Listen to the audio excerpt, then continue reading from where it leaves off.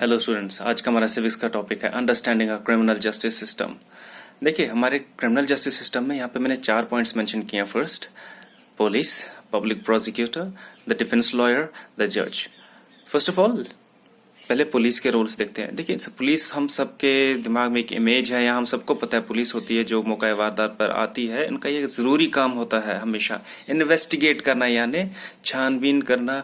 कोई भी कंप्लेंट आती है किसी भी क्राइम के रिगार्डिंग, क्राइम किसी भी टाइप का हो सकता है, फॉर एग्जाम्पल मर्डर या चोरी हो, तो पुलिस का काम होता है इन्वेस्टिगेट करना और स्टेटमेंट्स रिकॉर्ड करना विटनेस के। विटनेस कौन होते हैं? गवाह। और इनको डिफरेंट टाइप्स ऑफ एविडेंसेस भी कलेक्ट करने पड़ते हैं। वहां पे इनको लगता है कोई ऐसी चीज है बिखरी हुई या कुछ जो एक मुजरिम को पकड़वाने में हेल्प कर सकती है, तो इनको वो कलेक्ट करना होता।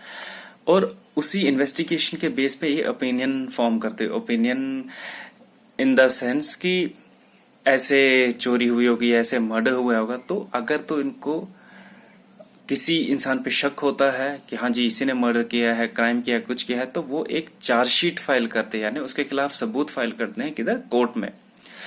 हालांकि ये चीज ध्यान रखने वाली है, पुलिस जो है वो खुद से डिसाइड नहीं कर सकती वो गिल्टी है या नहीं है, सिर्फ वो कोर्ट का फैसला होता है। और सुप्रीम कोर्ट की कुछ गाइडलाइंस है जिनको डीके बासु गाइडलाइंस भी बोलते हैं। ये बहुत याद रखने वाली बात है, डीके बासु गाइडलाइंस। उनमें से कुछ मैंने ये लिखी है, जैसे कि पुलिस ऑफिशियल्स जो होते हैं, जब भी उनको अरेस्ट के लिए जाना होता है तो एक clear and accurate and visible identification name tag उनका होना चाहिए, विजिबल होना चाहिए उनके डेजिग्नेशन के साथ, चाहे वो हवलदार हैं, चाहे वो इंस्पेक्टर हैं, जो भी रैंक हो उसके साथ। मेमो ऑफ अरेस्ट जो होता है वो प्रिपेयर होना चाहिए अरेस्ट के टाइम पे, उसमें टाइम और डेट भी मेंशन होना चाहिए। और जो मेमो ऑफ अरेस्ट होता है उस पे एक विटनेस का अटेस्टेशन भी जरूरी है, उसके सिग्नेचर जो गवाह होता है उसके जरूरी होते हैं, किसी एक विटनेस के। रजिस्ट्रेशन ऑफ एन एफआईआर, ये भी पुलिस का एक रोल है। इसमें फर्स्ट इंफॉर्मेशन रिपोर्ट कहते हैं एफआईआर को, तो रजिस्ट्रेशन जो है वो जरूरी है। ये एक इम्पोर्टेंट या हम कंपलसरी बोलेंगे पार्ट है इस पुलिस के रोल का। सेकंड आता है पब्लिक प्रोसिक्यूटर। देखिए, पब्लिक प्रोसिक्यूटर का रोल तब स्टार्ट होता है जब पुलिस ने अपनी छानबीन खत्म कर दी होती है मोस्टली, और चार्जशीट कोर्ट में फाइल कर दी होती है, तब पब्लिक प्रोसिक्यूटर का रोल आता है। पब्लिक प्रोसिक्यूटर से ये चीज ध्यान में रखने वाली है, इसका कोई भी रोल नहीं होता इन्वेस्टिगेशन में। ये सिर्फ उन चीजों पे कोर्ट में अपने स्टेटमेंट्स प्रोवाइड करते हैं जो पुलिस ने इनको दी होती है। और ये प्रोसिक्यूशन जो होता है, एक कंडक्ट इनका जरूरी करना होता है, prosecution on behalf of state, और इम्पार्शियल होना चाहिए इनको। इम्पार्शियल मतलब किसी का साइड नहीं लेना होता है, और फुल डिटेल्स इनको कोर्ट को प्रेजेंट करनी होती है ताकि कोर्ट ये डिसाइड करे जो फैक्ट्स या इन्होंने विटनेस या एविडेंस प्रोवाइड कर हैं उनके बेस पे जिस पे एक्यूज किया गया है, जिस पे इल्जाम लगे हैं, वो गिल्टी है या नहीं है।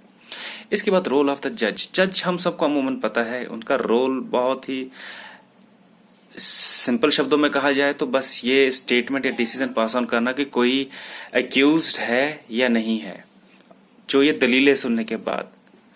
अब आता है डिफेंस लॉयर। डिफेंस लॉयर का रोल वहां पे आता है जहां पे जो एक्यूज्ड होता है वो एक एडवोकेट, वो उसका वकील होता है जिसके ऊपर इल्जाम लगा होता है। चाहे वो एक्यूज्ड गिल्टी हो या ना हो, वो बाद में प्रूव होता है, बट उसको एक लॉयर जो उसका होगा उसको डिफेंस लॉयर कहते हैं, to clear the defendant of charges.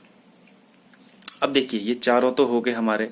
अब इसके बाद एक पॉइंट ये है फेयर ट्रायल का। हमारे कॉन्स्टिट्यूशन के आर्टिकल 21 में बताता है कि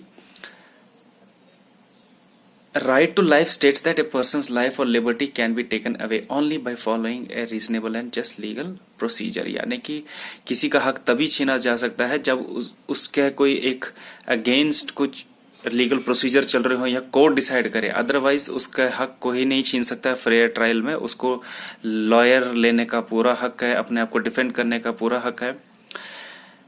आर्टिकल 39A भी बहुत इंपॉर्टेंट है। ये कोई डिफेंडेंट ऐसा होता है, जैसे कि कोई एक्यूज्ड है, वो बहुत ही गरीब है, पोअर है, उसको अफोर्ड नहीं कर सकता, वहां पे उसको गवर्नमेंट की तरफ से एक लॉयर, एक डिफेंस लॉयर अपॉइंट किया जाता है कुछ केसेस में, ओनली इन फ्यू केसेस। अच्छा, आर्टिकल 22 इस चैप्टर का एक बहुत अहम मुद्दा है, बहुत अहम पॉइंट है। फॉर एग्जाम्पल, एक पुलिस इन्वेस्टिगेशन में अगर कोई अरेस्टेड हो तो उसको उस टाइम पे पूरा हक है जिसको पकड़ा जाता है कि वो जाने कि उसको किस चीज के लिए गिरफ्तार किया जा रहा है, और उसको 24 घंटे के अंदर अंदर मैजिस्ट्रेट के सामने प्रस्तुत किया जाना चाहिए। उसको शो करना पड़ता है, उनको मैजिस्ट्रेट के सामने इसको लेना ही लेना पड़ता है। और a boy under 15 years of age या वुमेन हो, उसको पुलिस स्टेशन सिर्फ सिंपल से सवाल जवाब के लिए नहीं बुलाया जा सकता, और हर पर्सन को राइट है एक लॉयर उसको नियुक्त किया जाना चाहिए। तो यही है हमारा आज का topic, understanding a criminal justice system. Thank you students.